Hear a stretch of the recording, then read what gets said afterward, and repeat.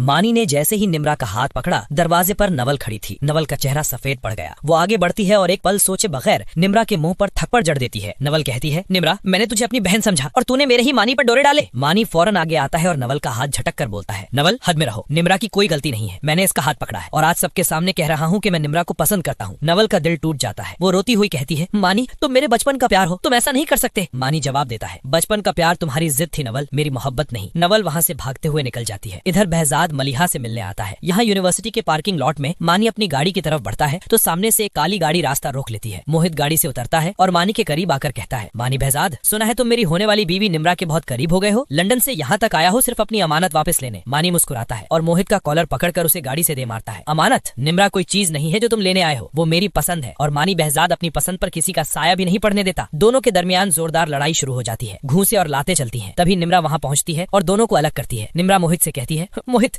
तुम यहाँ क्यों आए हो? मैंने तुमसे पहले ही कह दिया था कि मैं तुमसे शादी नहीं करूंगी। मोहित कहता है, निम्रा, तुम्हारी माँ ने वादा किया है और मलिहा का वादा मैं टूटने नहीं दूंगा। मानी गुस्से में गाड़ी तेजी से निकालता है और रास्ते में एक सुनसान जगह पर रुककर अपने स्टीयरिंग पर हाथ मारता है। तभी उसे महसूस होता है कि कोई उसका पीछा कर रहा है। मोहित के गुंडे मानी को घेर लेते हैं और उस पर हमला कर देते हैं। मानी अकेला 5 गुंडों से लड़ता है और उन्हें धूल चटा देता है, लेकिन उसकी पेशानी से खून बहने लगता है। वो जख्मी हालत में घर पहुंचता है तो रास्ते में उसे बहजाद की गाड़ी मलिहा के घर के बाहर खड़ी मिलती है। मानी हैरत से सोचता है कि पापा यहाँ क्या कर रहे हैं। वो चुपके से खिड़की के करीब जाता है और बहजाद और मलिहा की बातें सुन लेता है, जहाँ बहजाद कह रहा होता है कि निम्रा मेरी बेटी जैसी है, मैं उसका निकाह मानी से करवाकर अपना माजी ठीक करूंगा। मानी ये सुनकर सुन्न हो जाता है कि उसके बाप का मलिहा के साथ कोई गहरा रिश्ता है। घर में हंगामा बरपा होता है। रूबी बहजाद के सामने खड़ी होकर तमाशा करती है, बहजाद, अपने बेटे को लगाम दो, उसने मेरी बेटी का दिल तोड़ा है, उस निम्रा के लिए। तभी दानिया बीच में कूदती है और जहर उगलना शुरू करती है। देखा बहजाद, मैंने कहा था ना तुम्हारा खून कभी वफादार नहीं हो सकता। जो तुमने मलिहा के साथ किया वही तुम्हारा बेटा नवल के साथ कर रहा है। बहजाद सबको खामोश करवा देता है और कहता है, बस, मानी किसी का दिल नहीं तोड़ रहा, वो सिर्फ अपनी पसंद का इजहार कर रहा है। और रही बात निम्रा की, तो वो लड़की इस घर की बहू बनेगी। रूबी और नवल हैरत से बहजाद को देखती हैं। उन्हें समझ नहीं आता कि बहजाद इतनी जल्दी निम्रा के लिए कैसे मान गया। रात के वक्त मोहित दहाड़कर मलिहा के घर दाखिल होता है और कहता है, आंटी, अगर निम्रा मेरी ना हुई तो किसी की नहीं होगी। मैंने सुना है बहजाद साहब यहाँ आए थे, उन्हें बता दे कि मोहित से पंगा लेना मोहत को दावत देना है। मलिहा डर जाती है, लेकिन निम्रा हिम्मत दिखाती है और मोहित को घर से निकलने का कहती है।